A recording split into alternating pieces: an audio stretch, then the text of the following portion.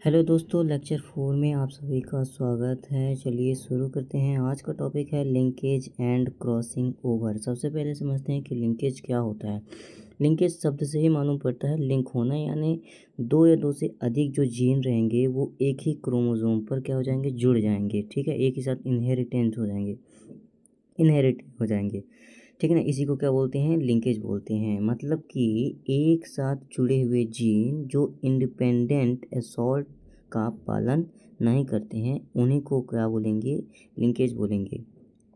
ये टर्म किसने दिया था, तो लिंकेज का जो टर्म है वो मॉर्गन ने 1910 में दिया था।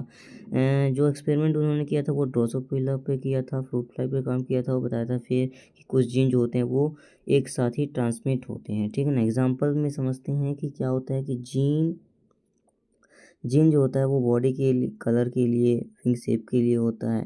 ठीक है ना, वाइल्ड जो टाइप रहेगा वो ग्रे बॉडी के लिए, नॉर्मल विंग्स के लिए रहेगा।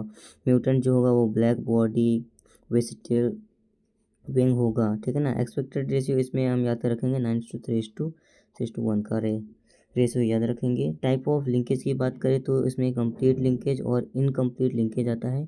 कंप्लीट लिंकेज की बात करें तो जीन इतने पास होते हैं कि वो कभी भी अलग नहीं होंगे। ठीक है ना, जैसे कि हम मेल ड्रोसोफिला में देखते हैं। इनकम्प्लीट लिंकेज की बात करें तो जीन आपस में जो होंगे वो कभी कभी क्रॉसिंग ओवर कर सकते हैं। ठीक है ना, क्रॉसिंग ओवर के साथ साथ वो अलग हो सकते हैं। ये हमको इनकम्प्लीट लिंकेज में देखने को मिलेगा। क्रॉसिंग ओवर को समझते हैं कि क्रॉसिंग ओवर क्या होती है।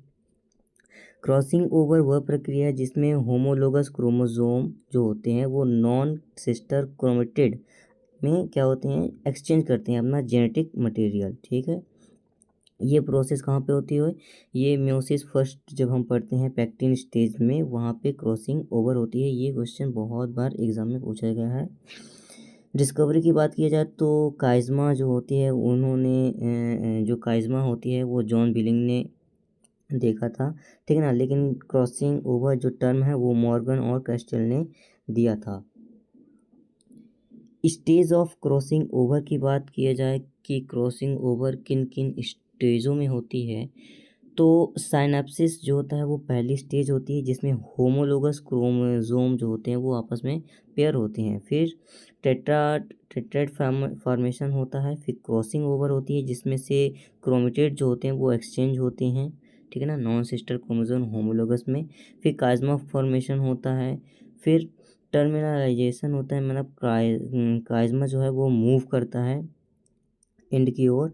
फिर रिकॉम्बिनेंट गैमेट्स का फॉर्मेशन होता है, मतलब रिकॉम्बिनेंट गैमेट्स बनते हैं।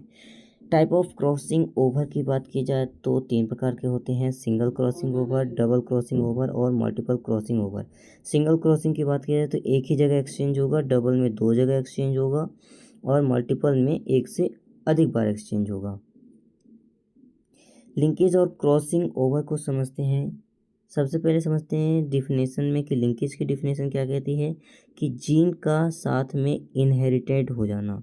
ठीक है ना, लिंकेज क्या कहता है कि जीन जो होगा वो साथ में क्या होगा, इनहेरिटेड होगा। लेकिन क्रॉसिंग ओवर क्या होता है, जीन का एक्सचेंज होता है।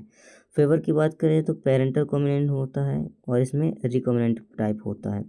इफेक्ट, इसमें वेरिएशन कम देखने को मिलेगा। लिंकेज में अपन को क्या होगा, वेरिएशन कम देखने को मिलेगा क्योंकि वो आपस में लिंक हो रहे हैं। लेकिन क्रॉसिंग ओवर क्योंकि सिस्टर क्रोमेटिड आपस में क्या हो रहे हैं, एक्सचेंज कर रहे हैं अपना जेनेटिक मटेरियल, तो सीधी सी बात है उसमें वेरिएशन अधिक होगा।